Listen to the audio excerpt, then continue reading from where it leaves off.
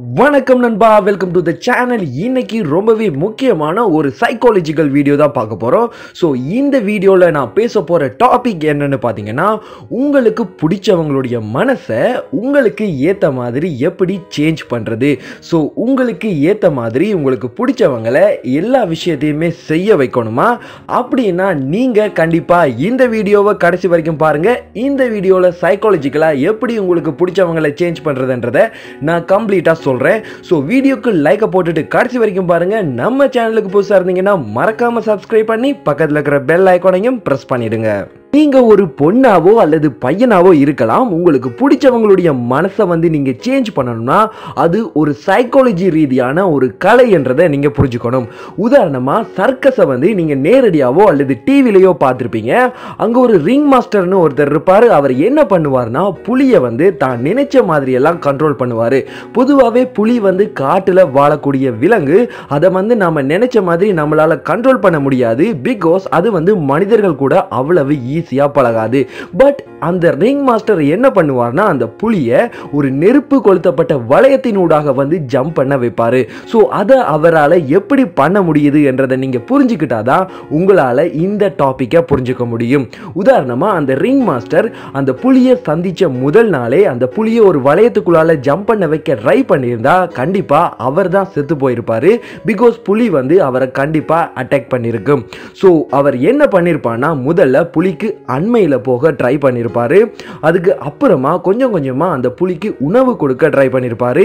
அந்த புலியினுடைய நம்பிக்கைக்கு உரியவரா கொஞ்ச காலத்துக்கு அப்புறமா மாற ஆரம்பிப்பாரு. அதுக்கப்புறமா அந்த புலிக்கு அண்மையில போய் இருந்து அந்த புலி கூட ரொம்பவே நெருக்கமா பழகி இருப்பாரு. ஸோ அந்த புலியை கொஞ்சம் கொஞ்சமா தன் வசமாக்குன அப்புறமா அந்த புலியை ஒரு சின்ன வளையத்துக்குள்ள ஜம்ப் பண்ண வச்சிருப்பாரு. அதுக்கு அப்புறமா என்ன பண்ணிருப்பாருன்னா கொஞ்சம் பெரிய வளையத்துல ஜம்ப் பண்ண வச்சிருப்பாரு. அதுக்கு அப்புறமா தூரத்துல நெருப்ப வச்சு அந்த புலியை எப்படியாவது அது கூட பாய வச்சிருப்பாரு. பிறகு அந்த வளையத்திலேயே நெருப்பை கொளுத்தி அதனூட அந்த புலியை ஜம்ப் பண்ண வச்சிருப்பாரு. ஸோ ஸ்டெப் பை ஸ்டெப்பா அந்த புலியினுடைய நம்பிக்கைக்குரியவங்களா மாறி அந்த புலியை தனக்கு ஏத்த மாதிரி தன்னுடைய கண்ட்ரோலுக்கு கொண்டு வந்திருப்பாரு. ஸோ இதே டாபிக்கை தான் நீங்க இந்த ட்ரிக்கை தான் உங்களுக்கு பிடிச்சவங்க கிட்டையும் அப்ளை பண்ணணும். நீங்க இதுல ஒரு விஷயத்தை புரிஞ்சுக்கணும். அந்த ட்ரிங்க் மாஸ்டர் எந்த இடத்துலையுமே அந்த புலியை கண்ட்ரோல் பண்றதுக்காக தான் அந்த புலி கூட பழகுறேன்றதை அந்த புலி கிட்ட வெளிக்காட்டிக்கவே மாட்டாரு. அந்த புலி கூட அன்பா இருக்கிற மாதிரி இருந்துதான் அந்த புலியை தன்னோட கண்ட்ரோலுக்கு கீழே கொண்டு வருவாரு. ஸோ நீங்கள் ஒருத்தங்களோட மனசை ஜெயிக்கணும்னா அவங்கள உங்கள் கண்ட்ரோலுக்கு கீழே கொண்டு வரணும்னா முதல்ல நீங்கள் எதுக்காக அவங்க கூட பழகுறீங்கன்ற நோக்கத்தை எந்த இடத்துலையுமே அவங்க கிட்ட வெளிக்காட்டக்கூடாது. ஸோ நீங்கள் எடுத்த உடனேயே அவங்க கிட்ட நீங்கள் அவங்கள இம்ப்ரெஸ் பண்ணுறீங்கன்றதை வெளிக்காட்டிக்கிட்டீங்கன்னா அவங்க எப்போவுமே ஒரு இன்டென்ஷனோட தான் நீங்கள் பழகுறீங்கன்னு அவங்க மைண்டில் ஃபிக்ஸ் பண்ணிடுவாங்க. ஸோ உங்களை ஈஸியாக தூக்கி எறிஞ்சிடுவாங்க. ஸோ முதலாவது ரூல், உங்களுடைய நோக்கத்தை காட்டக்கூடாது. இரண்டாவது விஷயம், எப்பவுமே எடுத்த எடுப்பிலேயே அவங்க கிட்ட நீங்க ரொம்பவே நெருக்கமா பழக ஆரம்பிக்க கூடாது. கொஞ்சம் கொஞ்சமா அவங்க கூட நல்லா பழகி அவங்களுடைய நம்பிக்கைக்கு ஆளானதுக்கு அப்புறமா தான் அவங்க கிட்ட உங்களுடைய காதலையோ அல்லது உங்களுக்கு அவங்கள பிடிச்சிருக்குன்றதையோ நீங்க அவங்க கிட்ட கொஞ்சம் கொஞ்சமா வெளிப்படுத்த ஆரம்பிக்கணும்.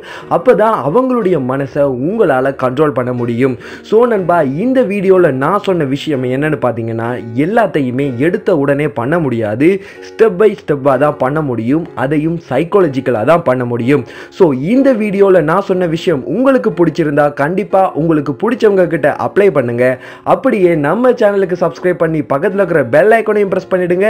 இந்த வீடியோக்கு கீழே உங்களுடைய காமெண்ட்ஸை கட்டாயமா சொல்லுங்க. நான் அடுத்து வர்ற வீடியோ எந்த மாதிரி போடணும்ன்றதையும் சொல்லுங்க.